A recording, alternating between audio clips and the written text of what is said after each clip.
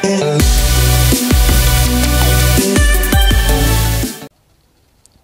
guys, it's Recon. Today we're going to be talking about this. Now once we get it out of its fun Amazon ready-to-ship bag, we can really get into it. So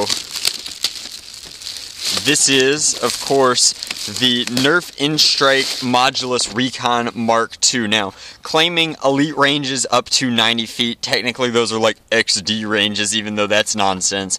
The Recon Mark II is, of course, a rebranding and reshelling of Retaliator internals, and that it is an elite Recon style blaster. And you can see the similarities there immediately, but it's got a really sweet sci-fi feel. It's got side brackets here that allow you to do in-strike attachments. It has the same in-strike attachment rail up top, but it seems to be a little bit higher. It comes with slightly different stock and a slightly different muzzle attachment, as well as a 6-round clip, and then there should be darts in here somewhere. So on the back it demonstrates that this will combine with all of the Modulus system, and of course it will match. It advertises all of the kits that came with the Modulus, most of which, in fact all of which, are compatible with this blaster, even though there's really not a great place to put a scope on this since you are indeed priming here. Now there is a lot of different options, or there are rather a lot of different options for third-party attachments to turn the Retaliator into pump action, and due to the way this blaster's shell works, they are not going to be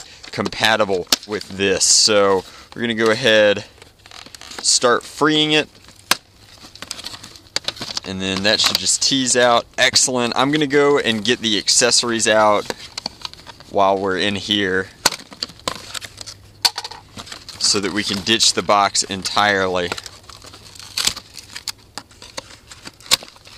And there we have it. So let's fully assemble the blaster and get a clip home. Feels like a sci-fi blaster, looks like a sci-fi blaster. The trigger is much cooler. It's got a slightly different profile as opposed to the 3 holes. There's like a T cut out here, and it's ergonomically more pleasing, at least for me. The handle is also very comfortable. Not that the In-Strike handle was ever not comfortable. In fact, the old school Recon handle I liked a lot. I also like that the Retaliator has dart storage for depriming once you've modified it, whereas this does not have that. It does have the same bandolier clip point that this has down here, but nothing else. So as far as the priming, same sort of jam door underneath the slide, and then the Modulus logo is now on the slide. The overall shell is similar, but has far more embellishment on this side. And then of course this side has that rail attachment. Ambidextrous magazine release. When it's primed, that slides out. In fact, I think it's going to drop out. So that's nice. That's very, very light and easy to use.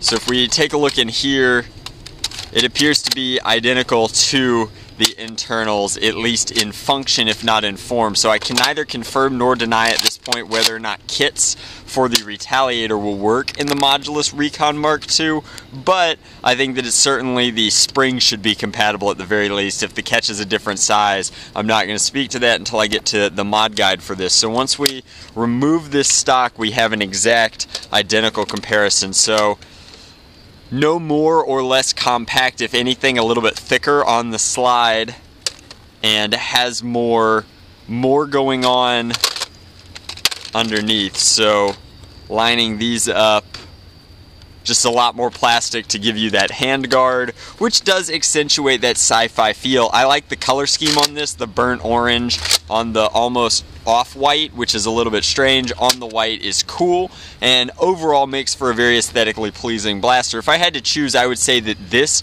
looks much cooler than the Retaliator, and I like it much more for cosplay.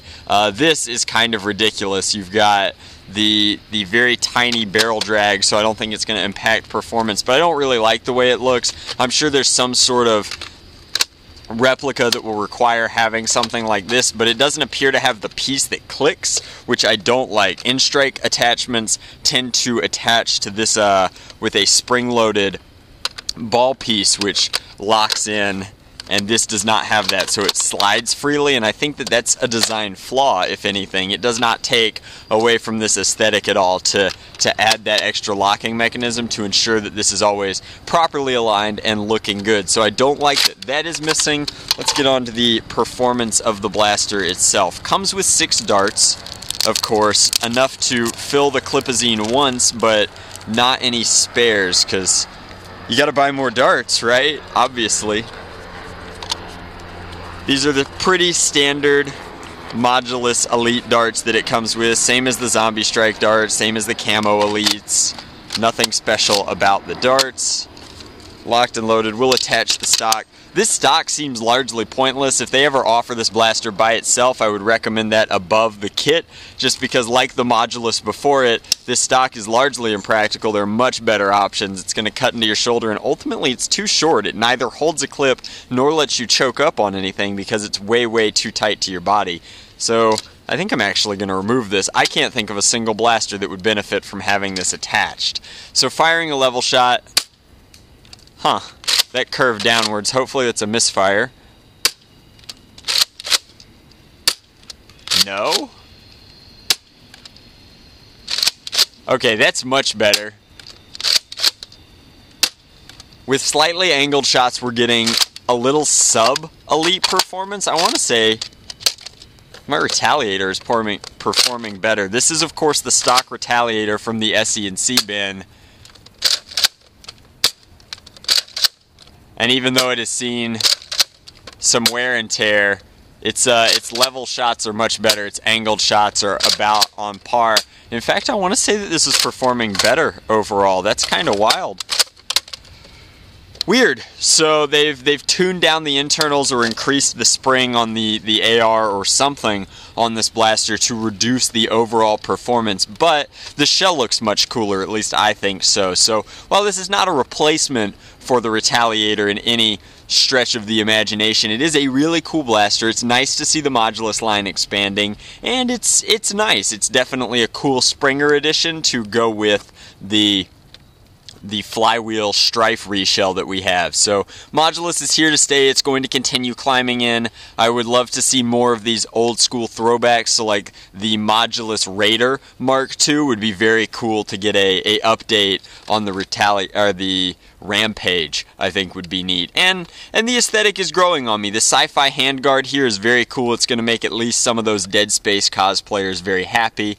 But overall, I think that this is a win. I think that it's a little more expensive than it needs to be. If you're looking for one of these for the holiday season, the only place that I have found them is on Amazon so far, and I will put a link to that in the description box below. I think that they're starting to turn up in Walmarts in the United States, but that's all the information that I have on this blaster. Seems to be sub-elite performances in certain capacities. The shell is cool, and the ergonomics are sweet. So that's the review. As always, guys, thank you very much for watching. I'll probably make a mod guide for this blaster at some point, but I definitely need to go back and do the lightning bow before I make any other mod guides for anything else.